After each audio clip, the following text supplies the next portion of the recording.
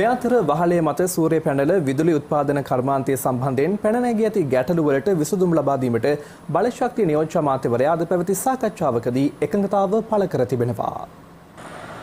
සූර්ය පැනල විදුලි උත්පාදන කර්මාන්තයේ කලක සිට පවතින ගැටලු පිළිබඳව සාකච්ඡා කිරීමට පුනර්ජනනීය බලශක්ති සංවර්ධන පෙරමුණ අද බලශක්ති නියෝජ්‍ය අමාත්‍යවරයා හමු වුණා. සාකච්ඡාව නම් වෙන සාකච්ඡාවල් වගේ නෙමෙයි ඊටාම ප්‍රතිඵලදායකයි. මේකල හින්දා මං හිතන්නේ අද සෝලා කර්මාන්තය එහෙම නැත්නම් වහල මත සෝලා කර්මාන්තය කියන අංශය ලැබපු ජයග්‍රහණයක් හැටියට සඳහන් කරන්න පුළුවන්. මං හිතන්නේ අවුරුදු 5කට විතර පස්සේ. ඉතින් අපි විසඳුම් කීපයක් ඉදිරිපත් කරා. ඒ වගේම යෝජනා හා අදහස් කොහොමයක් අපි ඉදිරිපත් කරා අමාත්‍යාංශයට. ඉතින් එතුමා කිව්වා ඒ පිළිබඳව සලකා බලන්නම් කියලා. අපි බලාපොරොත්තු වෙනවා ඉස්සරහට යෝජනා බලලා සහ ඒ දේවල් කම්ම අතහැරලා දාන්න නැතුව මේ දේවල් ක්‍රියාත්මක කරන්න වැඩපිළිවෙල සකස් කරයි කියලා සාමාන්‍යයෙන් හොඳයි කියලා හිතෙනවා. හැබැයි ඉතින් කටයුතු කාරණා ටික නිවැරදිව විසඳුමක් දෙනතුරු අපිට මේක විශ්වාස කරන්න අමාරුයි. මේ අතර